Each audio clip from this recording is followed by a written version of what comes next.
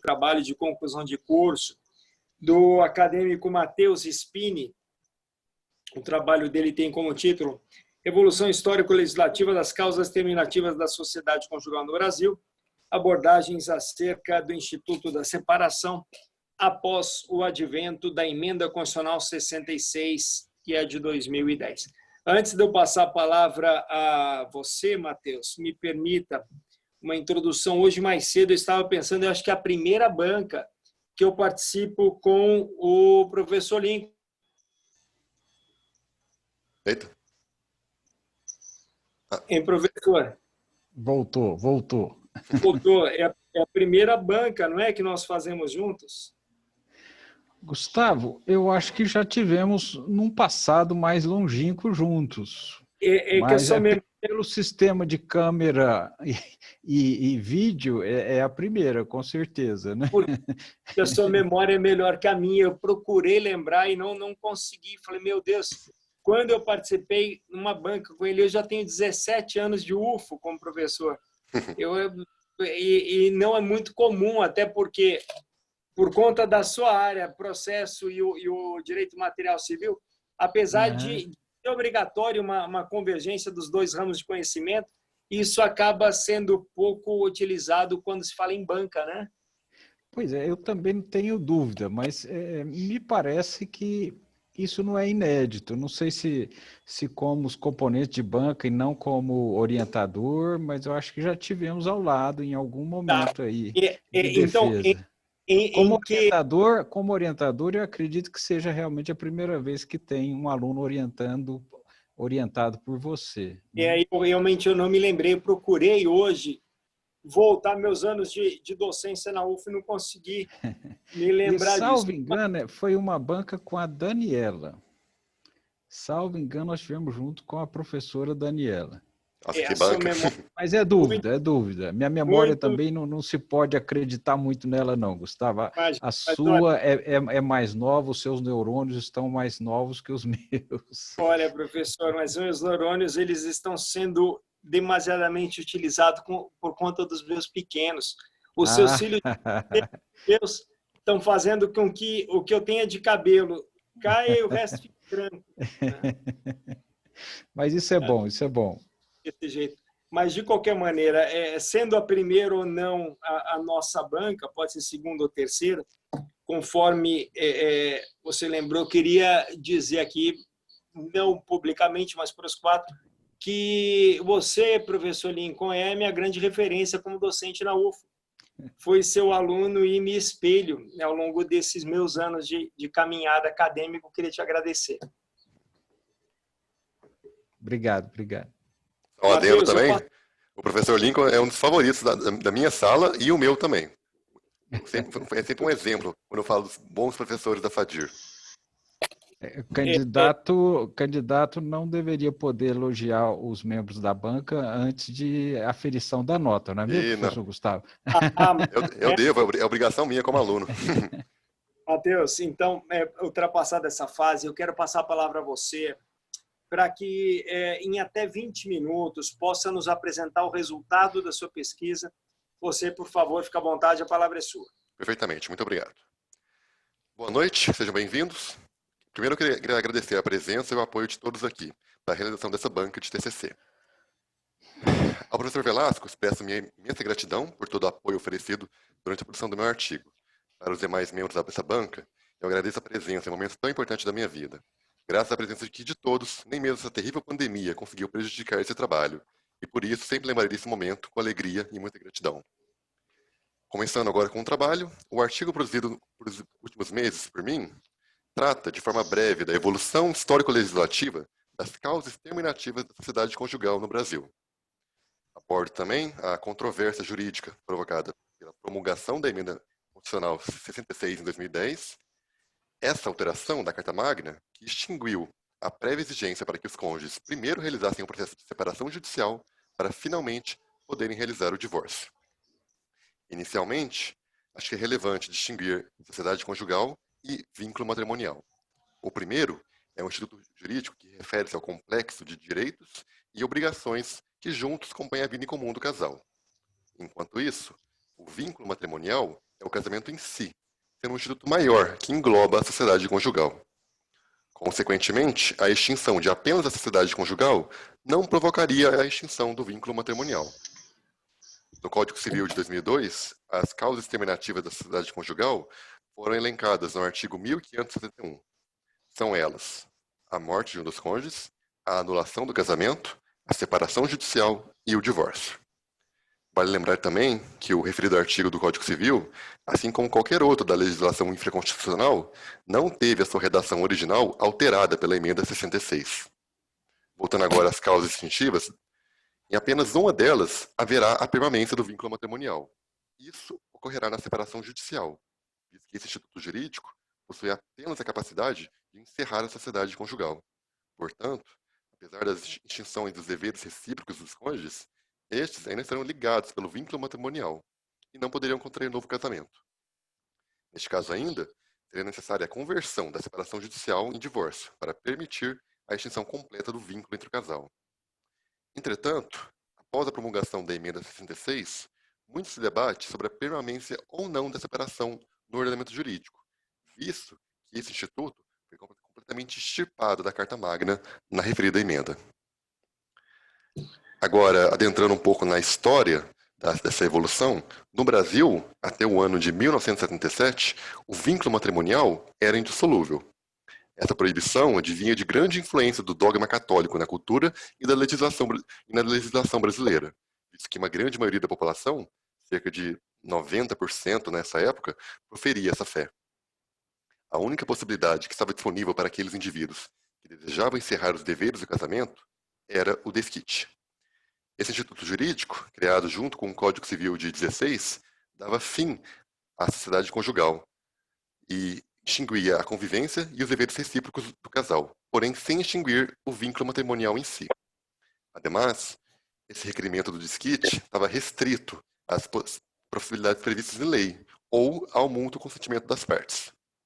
Apenas em 77, com a promulgação da Emenda Constitucional número 9, o divórcio foi finalmente instituído no Brasil. Entretanto, este exigia um prévio processo. Logo, nascia a separação judicial, um instituto obrigatório para aqueles que desejavam extinguir o seu casamento. Este novo procedimento era exigido com o objetivo de, primeiramente, extinguir a sociedade conjugal, para após 3 anos do trânsito em julgado da sentença, ou 5 anos no caso da separação de fato, permitir o processo de divórcio. Neste primeiro momento também, o divórcio só poderia ser requerido uma única vez pelas partes. Assim, esse Instituto da Separação foi criado, posicionando-se como um verdadeiro empecilho para aqueles que desejavam pôr fim ao seu casamento. Ainda em 1977, houve a publicação da Lei 6.515. Essa regulamentou o divórcio, fazendo as alterações necessárias tanto no Código Civil de 16 como no CPC de 73. Neste mesmo momento, o Instituto do Desquite foi substituído pela separação judicial, com essa alteração na legislação. Em seguida, com a promulgação da Constituição Federal de 88, foram alterados os prazos exigidos da prévia separação para a realização do divórcio. Estes foram reduzidos para 1 ano, no caso da separação judicial, ou o dobro desse período, no caso da separação de fato do casal. Em 2007, teve outro pequeno avanço, com a publicação da Lei 11.441. Essa que permitia a realização tanto da separação como do divórcio perante o cartório notarial. Entretanto, para isso, era exigida a presença de advogado e tal possibilidade não estava disponível para aqueles que tivessem filhos menores de idade. A última grande mudança que ocorreu nessa área foi com a aprovação da Emenda Constitucional 66 em 2010. Essa extinguiu qualquer requerimento prévio à realização do divórcio. Entretanto, apesar de suprimido na Carta Magna, o Instituto da Separação permaneceu intacto no Código Civil de 2002 e ainda, posteriormente, apareceu no novo CPC. Com isso, o debate sobre a continuidade ou não da separação no ordenamento jurídico teve seu início. Apesar dessa controvérsia, eu entendo que essa emenda constitucional, a mudança que ela trouxe, merece ser comemorada, pois representa um grande avanço na não interferência do Estado perante as escolhas pessoais dos cônjuges. Anteriormente à referida emenda, o que já poderia ser traumático por si só, o divórcio, ainda haveria necessidade de outro procedimento, com longos prazos de espera, onde o cônjuge seria forçado a manter um vínculo matrimonial que não era mais desejado. É válido lembrar também que o direito de família deve seguir o princípio da intervenção mínima, a fim de estabelecer um sistema aberto e inclusivo. Portanto, quando houve o fim do afeto que uniu o casal, seria um erro forçá-los em uma relação que não mais se sustenta. O ato de casar ou de não permanecer casado só pode ser regido pela liberdade da autodeterminação afetiva. Além disso, não se pode aceitar a interferência do Estado na vida privada dos cidadãos, visto que tal decisão não reflete de qualquer forma no interesse público. Ademais, a influência da religião também é inaceitável, visto que o Brasil, por ser um país laico, não pode permitir essa influência de dogmas em sua legislação. Na doutrina nacional, uma grande maioria dos autores vem entendendo que houve de fato essa extinção do Instituto da Separação após a Emenda 66. Entre este entendimento majoritário, eu posso citar grandes nomes como de Pablo Luiz Neto Lobo, Maria Berenice Dias, Flávio Tartucci, Pablo Stouzy e também do Instituto do Brasileiro de Direito de Família.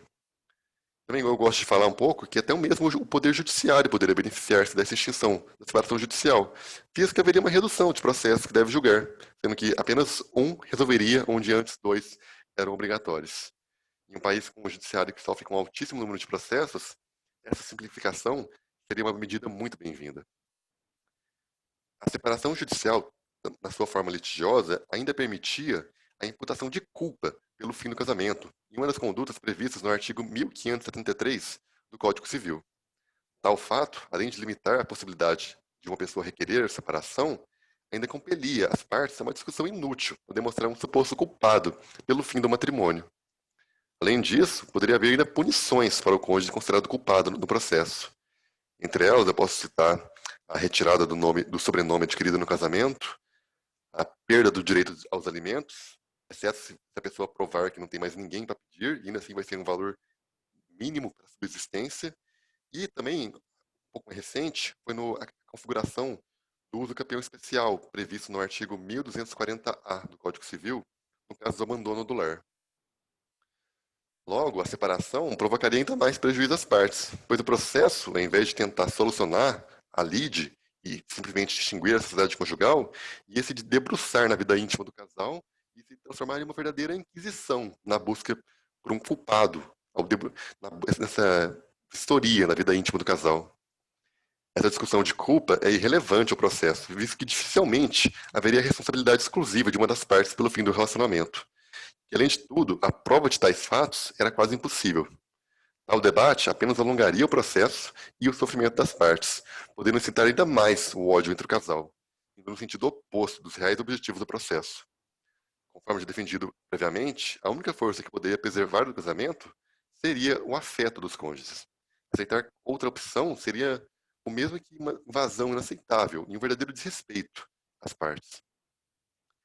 Além de tudo que já foi defendido anteriormente, também acho que o mais importante para a extinção da separação é que ela, depois da emenda constitucional 66, ela se tornou incompatível com o ordenamento jurídico. Primeiramente, pode-se observar a intenção do poder constituinte derivado durante o processo de elaboração da referida alteração constitucional.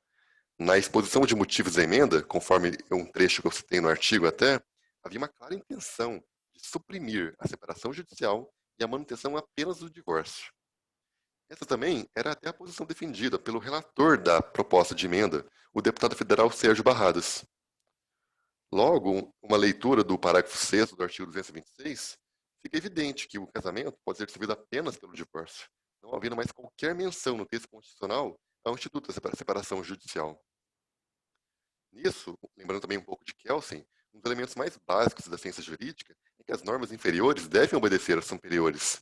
Portanto, quando a Constituição foi emendada e, mesmo havendo legislação infraconstitucional contrária a isso, essa não pode mais continuar valendo, já que agora, de acordo com a Constituição, apenas o divórcio foi fixado como procedimento para a extinção do casamento. Nesse sentido, os argumentos dos quais afirmam que a existência de menções à separação judicial na legislação comum, como no Código Civil e no novo CPC, demonstrariam uma suposta intenção do legislador de manter a separação no ordenamento não merecem prosperar de forma alguma, visto que seria incompatível com a Constituição, e essa sempre vai se prevalecer sobre a legislação infraconstitucional. Aceitar o contrário seria o mesmo que acreditar que uma lei comum poderia ter efeito repristinatório em face à Constituição Federal. Ademais, após essa alteração da Constituição Federal em 2010, os prazos de conversão da separação em divórcio foram retirados. Portanto, essa não poderia mais ser convertida, demonstrando mais uma vez a impossibilidade da sua permanência após a promulgação da emenda 66. Por fim, conforme um julgado do STF que eu também coloquei no artigo, a lei só pode ser constitucional ou não seria uma lei. Uma lei inconstitucional seria uma contradição em si mesma, algo que jamais poderia existir no ordenamento jurídico. Conforme também eu já expus anteriormente, essa alteração gerou grande controvérsia. Naturalmente, esse debate chegou aos tribunais de todo o país, sobre a permanência ou não do Instituto da Separação. Mas, diferente do que ocorreu com a doutrina, tem que admitir que os tribunais, em sua maioria, vêm colocando-se no sentido pela permanência da separação judicial como uma opção da forma extintiva da sociedade conjugal. Nesse sentido, eu coloquei até 2 julgados do Tribunal de Justiça de Minas Gerais e do Rio Grande do Sul no artigo, que compartilham esse entendimento. E, além disso, esses são os entendimentos majoritários desses tribunais citados. Até mesmo o Superior Tribunal de Justiça vem decidindo mais nesse sentido. Inclusive, em um julgado da 4ª turma, com o não divulgado pelo segredo de justiça, onde foi afirmado que a separação judicial ainda prevalece no ordenamento jurídico. Segundo a ministra do caso, Isabel Galotti, o Estado não poderia intervir na escolha dos cônjuges. Nesse mesmo julgado, afirma que o fato do novo CPC manterem diversos dispositivos referências à separação, a exemplo dos artigos 693 e 731 também, demonstraria uma suposta intenção da lei de preservar a figura da separação. Mas, diferente do que foi defendido nesse voto, e conforme já até exposto por mim anteriormente, razão não assiste a esse entendimento, visto que seria aceitar uma lei infraconstitucional sobrepondo-se à própria Constituição. Quanto à suposta intervenção do Estado na liberdade de escolha, eu acho que esse também se revela um argumento fraco, visto que, em momento anterior à emenda, era onde realmente havia uma intervenção, onde os cônjuges eram forçados a passar por 2 processos e ainda discutir a culpa pelo fim do relacionamento. Entretanto, essa questão da jurisprudência não se encerra ainda, porque ainda existe uma quantidade expressiva de julgados que defendem a supressão do Instituto da Separação Judicial. Nesse sentido, eu elenquei alguns votos dos tribunais de justiça de São Paulo e da Bahia que defendem esse posicionamento. E até mesmo o próprio STJ já proferiu decisões em sentido contrário, demonstrando que mesmo essa corte vem se dividindo quanto a essa controvérsia. Finalizando, eu espero ter demonstrado a origem do Instituto da Separação Judicial como algo marcado tanto pelo conservadorismo e como pela religião. Esse instituto que provocaria enorme prejuízo e perda de tempo dos cônjuges. Essa separação que restringia a liberdade das pessoas e tentava ainda achar um culpado pelo fim do relacionamento. Ademais, com a promulgação da Emenda Constitucional 66, o Instituto da Separação passou a ser incompatível com o ordenamento jurídico, independente das menções ainda existentes na legislação infraconstitucional. Portanto, apesar das controvérsias que ainda existem quanto ao tema, eu entendo que a posição aqui defendida é a que traz a menor quantidade de prejuízo à sociedade. Também apresenta maior coerência com o resto do ordenamento jurídico e, principalmente, com os princípios do direito da família, de intervenção mínima e respeito à pessoa humana. Obrigado. Essa foi a apresentação. Se houver agora questionamentos. Professor, não estou ouvindo o senhor. O senhor está mutado. Desculpa, eu tinha deixado mudo para não atrapalhar na apresentação, esqueci de ligar. Não, que é isso. Eu ainda tenho dado umas derrapadas na utilização dos meios das plataformas de vídeo, mas tem facilitado, viu? Porque eu tenho feito meus atendimentos do escritório todos por plataforma de vídeo, aulas também plataforma de vídeo, banca de TCC, e isso algum tempo atrás era inimaginável, né, professor Lincoln? Com certeza, né? E hoje, por exemplo, eu estou fora de Uberlândia, então eu me permiti sair 10 dias, porque a gente estava 6 meses dentro de casa. Nem aguenta, né? Eu me permiti sair com a família justamente para dar uma espairecida, e a tecnologia não tem feito com que prejuízos fossem causados na esfera profissional. Mas, como eu dizia, apesar de estar mudo para vocês, seguindo o procedimento, Matheus, eu vou passar a palavra aos professores que compõem a banca para que possam formular os seus questionamentos. Professor Lincoln, uma questão de gentileza, me permitir passar a palavra para a professora Ana Luísa. Claro, Professor, claro. por Prazer favor, ouvi-la. Por favor. E ela é sua xará de sobrenome, percebeu isso, professor? Não me aparece aqui o sobrenome dela. Só Ana tá Luísa Luísa Rodrigues Faria. Toledo. Eu recebi Rodrigues Faria. Procede, professora? Sim, é Toledo Rodrigues Faria. Minha parente, então. Pronto. Eu até tem algum parentesco, não é coincidência. Mas, por favor, professor, é um prazer tê-la conosco. Eu passo a palavra para os seus apontamentos, questionamentos, para que Matheus efetivamente possa satisfazer eventuais dúvidas que, porventura, a senhora tenha. Obrigada, professor Gustavo. Boa noite, doutor Lincoln, Matheus. Fico muito feliz de estar aqui com vocês nessa noite. E realmente a tecnologia tem nos aproximado, né? Facilitado esses encontros e tornado até mais efetivo o nosso trabalho e o uso do nosso tempo. Então, obrigada, Matheus, pelo convite. Isso, a honra é minha. Matheus, conheci o Matheus logo no momento que eu estava me redescobrindo, né, no meu começo de carreira. Então, eu estou começando na docência. Fico muito honrada de estar aqui com vocês. E quem conhece a família do Matheus não podia esperar uma qualidade diferente do trabalho dele. Achei que seu texto te representa muito, Matheus. É um texto muito combatível, você enfrenta o tema, isso é muito importante, porque na maioria dos TCCs a gente acaba não vendo o aluno enfrentar o tema com firmeza, buscar argumentos mais voltados para a ciência do direito, né, para a parte da sociologia, da própria filosofia jurídica. Então, quero te parabenizar, estender meus parabéns aos seus pais, que são muito dedicados na formação de você, do seu irmão. Então, eu acho que o seu trabalho representa muito a sua origem e isso é muito bonito da gente ver. Então, fica aqui os meus parabéns. Adorei o tema. Na verdade, me surpreendi com a escolha do tema, porque é um tema que, para quem é muito prático, realmente achou que o legislador deixou a desejar quando não revogou de plano o Instituto da Separação, né? Porque a sociedade já clamava pelo divórcio direto. Mas quando a gente começa a estudar um pouquinho do direito de família, a gente vê que essa parte histórica que você muito bem construiu no seu trabalho, ela é muito necessária para a gente amadurecer a compreensão acerca do direito de família como um todo, mas também, sobretudo, sobre o próprio Instituto do Divórcio, porque realmente é um instituto que caminha aí ao longo do tempo com muitas marcas da influência da religião, da própria moral, né, da sociedade.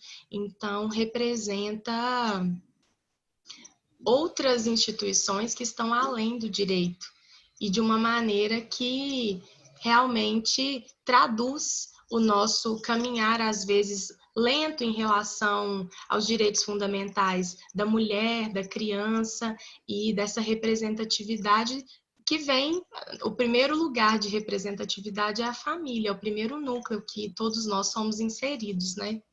Então, achei que muito válido a sua construção da parte histórica no artigo, justamente para a gente conseguir trazer essa força e esse impacto que a separação judicial traz e sempre trouxe aí para aquelas pessoas que desejavam colocar fim ao matrimônio. E realmente vinha com muitos desdobramentos. E o novo CPC também veio refazendo, né, falando novamente, abordando novamente o Instituto, que decepcionou muita gente. Eu confesso que, num primeiro momento, eu achei também que deveria ter sido revogado, mas à medida que os tribunais foram se posicionando, a gente viu que as cortes estão divergindo aí da doutrina.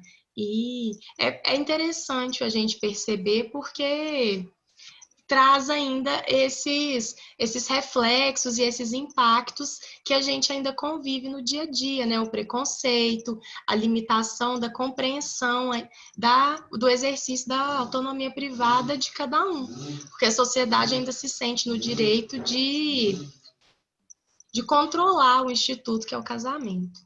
Eu, lendo seu trabalho e pensando aí no nosso contexto atual, que mudou muito em relação à nossa compreensão de família, eu queria que você fizesse uma correlação a respeito, porque veja bem, quando eu tinha o Instituto da Separação, eu posso dizer que ele era um instituto que reforçava um pouco e às vezes até permitiu que se solidificasse no nosso contexto o contexto da união estável, que é uma situação de fato e que a gente vê que ao longo do tempo está sendo cada dia mais regulamentada.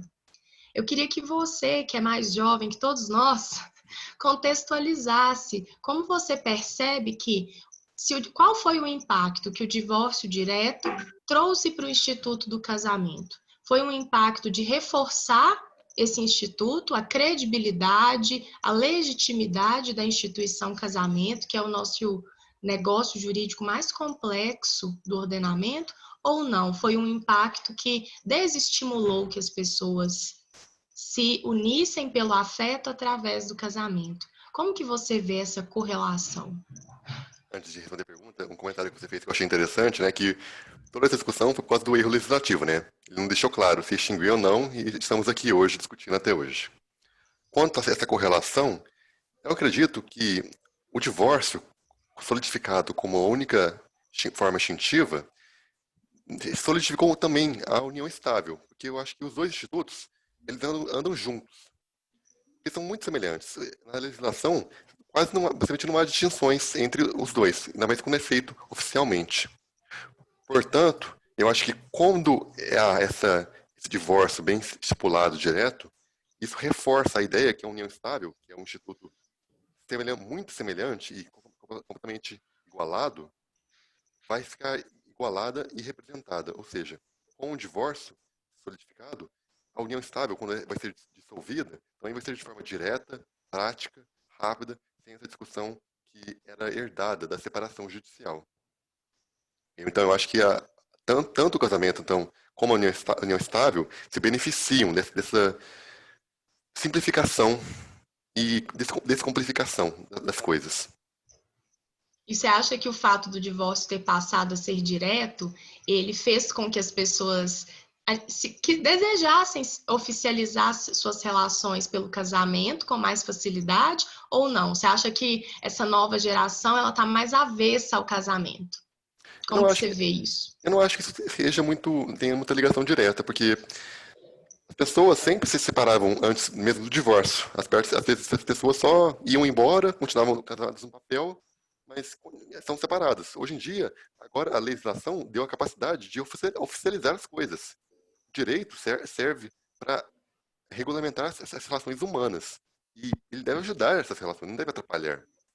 Então, já que agora está tudo regulamentado, as pessoas fazem o que elas quiserem. Eu não acho que isso vai ajudar ou não, porque agora as pessoas só podem oficializar o que já acontecia antes.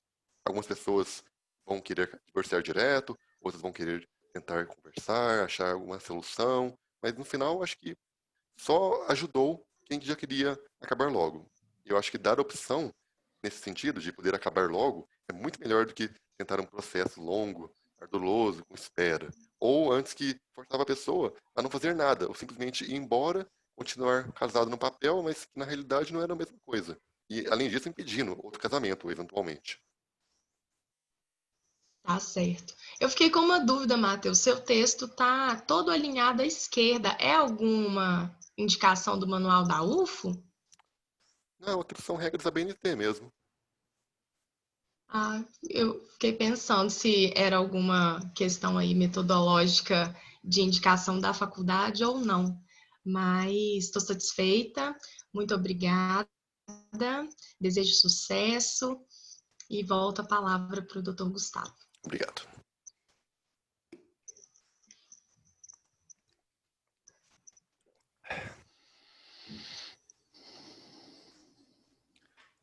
Professor, está mutado ainda. Eu vou pedir desculpa de novo pela derrapada. Passo a Calma. palavra imediatamente ao professor Lincoln para que possa fazer seus apontamentos. Professor, por favor. Muito bem. Bom, queria, antes de mais nada, agradecer o convite do Matheus para participar dessa banca de TCC, em especial por estar ao lado do professor Gustavo, que foi um querido aluno. Eu já tive a oportunidade de dizer a ele, a turma dele tinha tantos Gustavos, né? Que na sequência meu filho nasceu e o nome que tivemos que colocar foi Gustavo, né? Eu tenho um filho que é xará do professor Gustavo aí.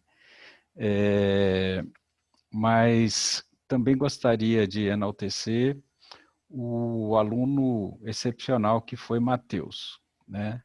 Matheus sempre muito tímido em sala de aula, mas as intervenções que ele fazia sempre eram intervenções muito perspicazes e já denotava que no futuro certamente será um grande profissional. Então, é realmente uma grata satisfação participar dessa sua banca, viu, Matheus? E participar desse momento ímpar na vida de todo estudante. Não conhecia a professora Ana Luísa, a quem tenho a honra de conhecê-la hoje, e a satisfação de ter o mesmo sobrenome, né? Isso é muito interessante e certamente nos aproximará para o futuro, né? Matheus, quanto ao seu trabalho, a professora Ana Luísa já bem frisou, é um trabalho de qualidade. A gente nota que você teve um cuidado muito grande na elaboração do seu artigo, está muito bem redigido, você observou as normas técnicas, a sua conclusão tem direta relação com o que foi articulado. Então, tecnicamente, o seu trabalho está muito bem feito. Agora, eu queria pontuar algumas questões relacionadas ao trabalho que, se você entender que são interessantes, para aprofundar o seu artigo e, quem sabe, para levá-lo até uma publicação mais efetiva, né? Bom, vamos lá. O título do seu artigo, Evolução Histórico-Legislativa, né? E você fez um apanhado, realmente, da cronologia, desde a nossa antiga lei do divórcio, né? Antes mesmo, né? Que foi objeto de já algumas alterações, até chegar na emenda constitucional 66 de 2010. Mas você não abordou, nesse aspecto aí, a resolução 35 do CNJ, que é norma, né? Embora norma infralegal, mas é norma. A resolução 35 do CNJ, ela disciplina a separação e o divórcio extrajudiciais. E é uma resolução de 2007, mas com a emenda constitucional 66 de 2010, em 2010 mesmo, logo depois da emenda, o CNJ reafirmou a existência da separação. Em 2013, essa resolução foi alterada e foi mantida a separação. Em 2016, essa resolução também foi alterada e o CNJ entendeu que a separação ainda persistia no nosso ordenamento jurídico. E agora, muito recentemente, 26 de junho de 2020, nova alteração nessa resolução e o CNJ continua entendendo que a separação ainda está presente no nosso ordenamento jurídico, né? Então, é apenas para que você tenha essa noção, já que é um ato normativo, de natureza infralegal, mas é ato normativo, emanado do CNJ, para ver se você acha interessante aproveitar e inserir aí no seu artigo. Agora, você começou a explanação do seu artigo falando sobre a diferença entre sociedade conjugal e vínculo matrimonial. E eu queria que você tivesse explorado mais essa questão, essa diferença entre sociedade conjugal e vínculo matrimonial, que às vezes a conclusão que você chegaria pudesse ser diferente. Isso porque, num contexto da sociedade atual em que se busca muita a segurança jurídica, nós sabemos que hoje nós já temos uma profusão de pessoas buscando os chamados contratos de namoro, não é mesmo, professor Gustavo? Né? Perfeitamente, perfeitamente. Então, até saiu uma muito boa agora, eu estava lendo ela tem uns 15 dias, professora Marília Pedroso Xavier, ela é da Federal do Paraná, e a obra é espetacular. Contrato de namoro foi a dissertação de mestrado que ela fez lá na Federal do Paraná. Pois é, esse contrato visa o quê? Segurança jurídica. As pessoas se relacionam e ao final do relacionamento, que elas intitulam e entendem como sendo namoro, às vezes tem repercussões patrimoniais, repercussões legais, não vislumbradas no início dessa relação, né? Então as pessoas já estão buscando o contrato de namoro. Por que nós vamos eliminar do nosso ordenamento jurídico uma possibilidade do casal manter o vínculo matrimonial, mas encerrar a sociedade conjugal? Naquela situação em que o casal quer dar um tempo, né? Está tendo alguma desarmonia, um entende que é melhor deixar o lar, mas não sabe se aquilo é definitivo. E aí, se mantivermos o entendimento de que a separação judicial ainda persiste no nosso ordenamento jurídico, a separação seria para isso, não para encerrar o vínculo matrimonial. O casal continuaria com o vínculo matrimonial, mas encerraria a sociedade conjugal, dando segurança jurídica ao casal. Enquanto isso, eles vão analisar se realmente querem pôr fim definitivamente a essa relação. E por que a separação seria importante? E hoje poderíamos fazer essa separação lá no cartório de notas, né? Vai lá e faz uma escritura pública de separação sem nenhuma burocracia a mais, né? Rapidamente, vai lá, combina com o escrivão o dia de pegar a escritura, tal, sem nenhum problema. Não precisa trazer isso ao judiciário. E qual que é a segurança jurídica? Em relação a filhos, por quê? Porque enquanto dá um tempo, às vezes a mulher se engravida de outro, né? E se estiverem casados nesse tempo, a lei diz que a presunção é de que os filhos havidos durante a constância do casamento é do casal e formalmente estariam casados. Se houvesse a separação, isso não seria uma situação indesejada, né? Outra questão da relação com o patrimônio. Se estivessem separados, não é patrimônio adquirido na constância do casamento e, portanto, jamais seria objeto de partilha, nem de questionamento sobre isso, né?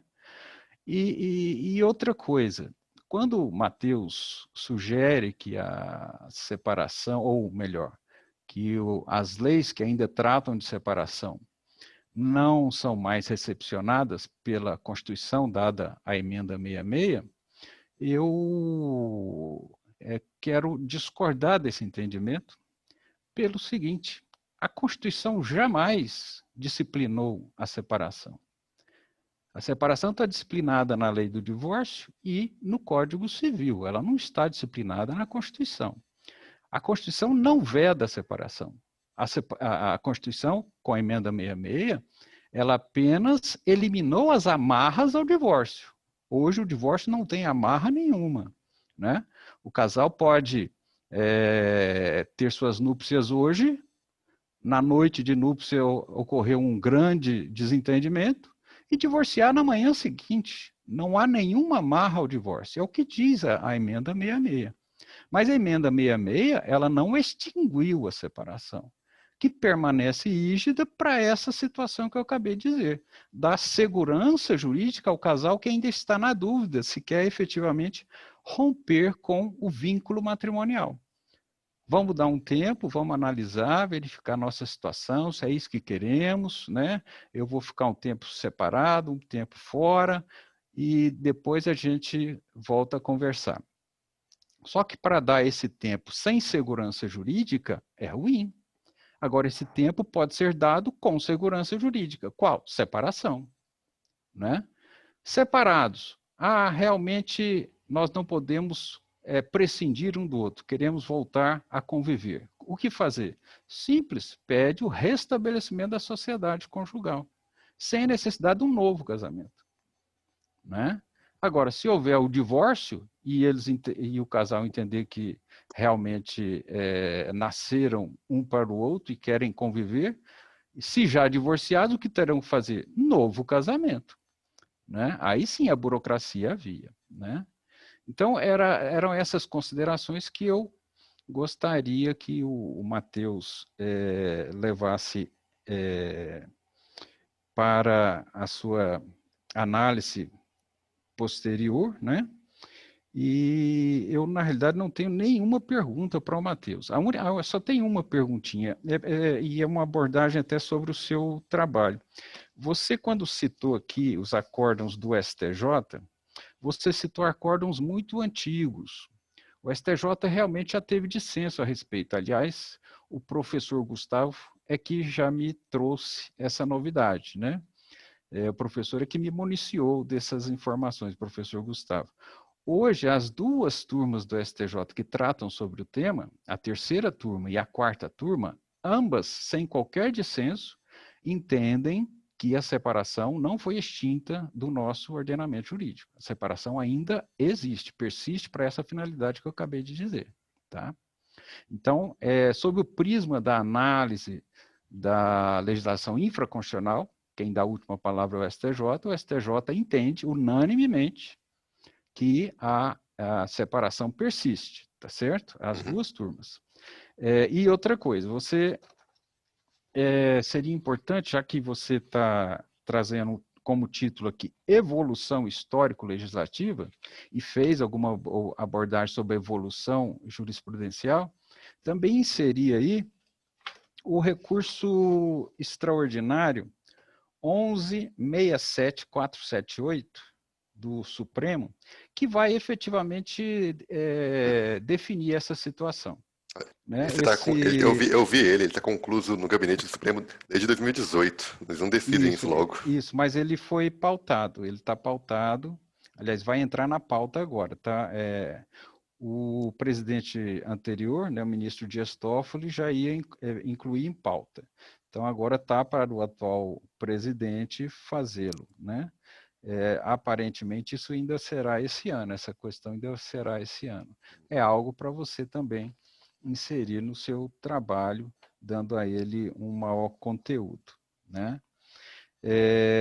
Mas eu realmente não tenho nada a questionar, porque o seu trabalho realmente foi muito objetivo, muito limpo, e são apenas observações que fiz e que faço apenas para que você as tenha em sua mente, e se achar que são interessantes para acrescentar seu trabalho, que o faça no futuro, né?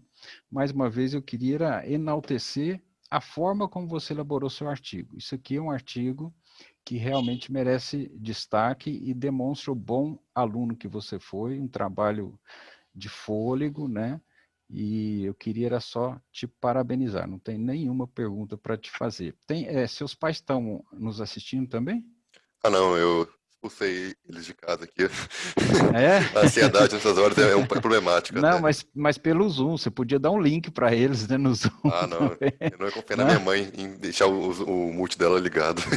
Ah, tá, não, porque eu iria parabenizá-los pelo bom filho que você foi.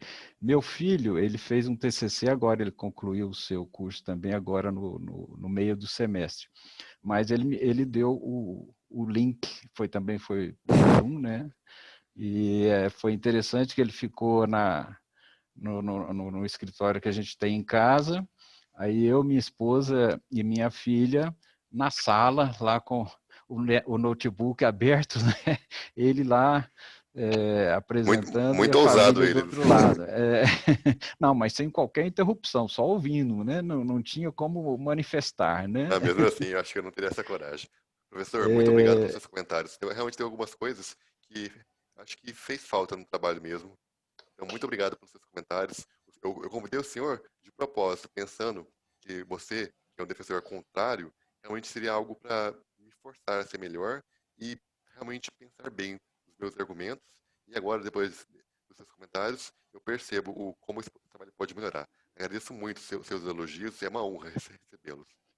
Sucesso para você, viu? Tudo de bom. Professor Gustavo, transmito para o senhor aí a palavra. Obrigado, professor Lincoln. Obrigado também, professora Ana Luísa. Matheus, trabalho você nunca conclui, você abandona. Né? E antes de você abandonar o seu, me parece que as ponderações feitas pelos professores são muito pertinentes e acho que merece menção o julgamento da questão pelo Supremo Tribunal Federal, que deve ocorrer em breve. Quando eu falo em breve, nos próximos. Então, a mim me parece que a menção ao julgamento da questão pelo STF, bem como a indicação do posicionamento do CNJ no que se refere também à permanência ou existência do Instituto da Separação, são enriquecedores. No que se refere ainda à ponderação feita pelo professor Lincoln, quanto à possibilidade de se dar um tempo,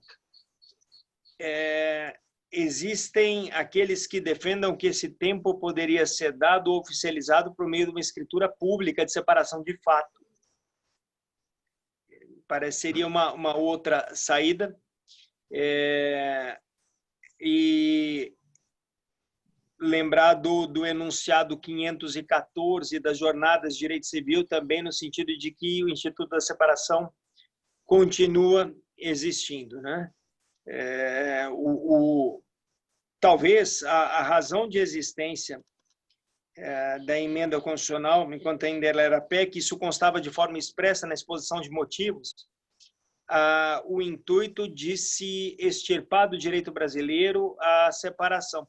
Todavia, a forma como isso acabou sendo desenvolvido até ser aprovado o texto legal enseja essa série de discussões e o seu trabalho nos aponta a existência de entendimentos e posicionamentos discordantes.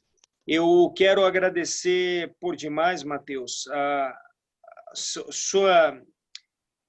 sua confiança depositada em mim enquanto seu orientador, e eu vou dizer agora na banca algo que eu falei antes de nós iniciarmos assim que eu entrei no Zoom. Eu lhe fiz um questionamento e você respondeu, e a minha resposta qual foi? A sua educação é comovente. E eu digo isso sempre para todos. Muito obrigado por sua postura, por sua confiança e pelo respeito que sempre teve para comigo. Eu não sei como nós vamos fazer aqui para atribuição da nota. Normalmente, quando a sessão é presencial, a gente pede para que o candidato se ausente da sala, nós deliberemos a nota e a atribuamos. Eu não sei como é que vai funcionar aqui, o Matheus. Se o senhor quiser, eu posso sair da sala e quando eu acabar, você pode me avisar por WhatsApp. Matheus, se fosse uma outra pessoa, eu desconfiaria que não ia ficar ouvindo. Mas você, eu tenho certeza que não. Eu vou apontar a câmera para a porta. Vocês vão ficar vendo ela fechada. Você, Matheus, eu tenho certeza que não. O professor Lincoln perguntou dos seus pais se eles estivessem aqui. Eu queria parabenizá-los pela educação que passaram a você. Então, o senhor quer que eu dê licença? Eu acho que basta tirar o fone do ouvido, não precisa nem sair. Boa ideia. Basta tirar o fone. Isso. Aí a hora que fizermos assim, ele atende. Muito bem, meus Princípio caros. da confiança. Eu tenho por hábito não atribuir nota quando o orientando é meu. E eu deixo para que vocês me apresentem, por gentileza, uma sugestão e a acato, obviamente. Professor Gustavo, eu queria dar uma nota pelo conjunto da obra do Matheus, entendeu? Não apenas pelo trabalho, que foi um trabalho interessante, mas apenas para que a professora Ana Luísa possa também trabalhar essa questão da nota, eu atribuiria uma nota entre 95 e 100, né? Para compartilhar com os colegas. Como é entre, pode ser de 95 até 100, né? Essa é a minha atribuição. Eu estou de acordo. Não, Acho muito justo. Mas aí agora você tem que delimitar mais. A minha está entre 95 e 100. Pode ser entre... Esse intervalo de 5 professora Ana Luísa, é a sua posição. O Matheus é um aluno muito completo, né, gente? Ele é educado, ele é gentil, a gente vê que ele vem de uma criação muito sólida e o trabalho também está de grande qualidade.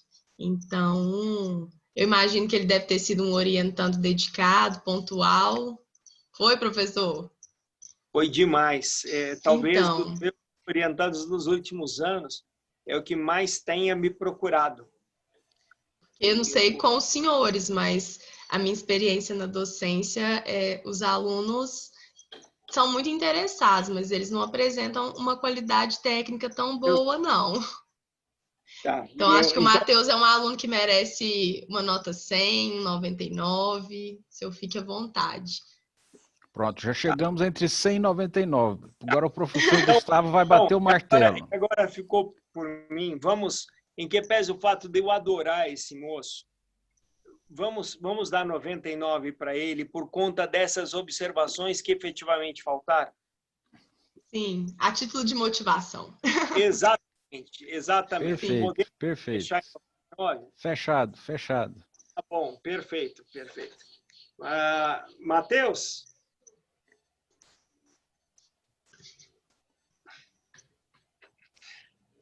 Matheus, nós conversamos e entendemos que o seu trabalho ele foi aprovado com a nota final 99. E o 1 ponto fica para aquela motivação de complementação daquelas informações que nós conversamos e passamos aqui. Eu espero que você tenha ficado satisfeito, porque nós estamos extremamente felizes em termos participado desse momento tão importante na sua vida acadêmica. Muito obrigado. Sério, gente. Eu tenho que admitir que o alívio que eu sinto é muito bom, mas eu fico muito feliz pela essa conquista, a presença de todos. Muito obrigado. Parabéns, Matheus, você merece, viu? Você merece. Só um detalhe. Eu não sei se o senhor lembra, mas um dos motivos que eu entrei na faculdade foi que no 3º ano eu estava meio incerto quanto ao direito, né? Aí eu fui na faculdade assistir uma aula e eu acabei assistindo a sua. E a sua aula foi um dos motivos que eu escolhi o direito. Ô, Matheus, que coisa boa. Eu fico muito feliz. Eu vou dormir mais feliz hoje. O senhor está aqui agora no final. Tenho meu agradecimento. Obrigado por todos, Ana. Obrigado por toda a ajuda que você me ofereceu. Professor Lincoln, os seus argumentos foram difíceis de ouvir, mas são certos. Eu tenho que combater eles melhor mesmo. Muito obrigado a todos. Perfeito. Certo. Parabéns, Matheus. Professor Lincoln, professora Ana, obrigado, viu? Muito obrado. Matheus, e aí você verifica junto ao núcleo, por favor, como é que querem que eu faça a assinatura? Talvez seja pelo sistema da UF, pelo SEI. É pelo SEI, professor. Aí eu pego e valido lá assim que eles lançarem. E parece que nós temos que assinar também, Gustavo, pelo SEI. Tá? Aí tem que... Aí eu acho que a professora Ana Luísa vai ter que fazer o cadastro dela no SEI, né, para assinar. Eu já pedi para fazer já. Eu fiz. Tá. Perfeito. Então, assim que tiver o lançamento lá, a gente já oficializa. Perfeito. Ana, eles já confirmaram o seu registro? Não, ainda não. Por e-mail, não. Demora cerca de uma semana, parece. Então, vou acompanhar mais de perto essa semana. Perfeito, então. Mas qualquer informação, você me avisa, fazendo favor também. Eu vou ter que fazer o depósito da gravação também. Na quarta-feira eu verifico se já está lançado e no dia seguinte eu vou continuar observando. Tá, Matheus? Perfeito. Tá, obrigado. E Muito Boa obrigado. noite. obrigado. Boa noite, muito Boa noite obrigada, a todos. pessoal. Parabéns, noite. Matheus. Tchau, tchau. Boa noite. Tchau, Obrigado. tchau. Tchau, tchau. Boa noite, pessoal.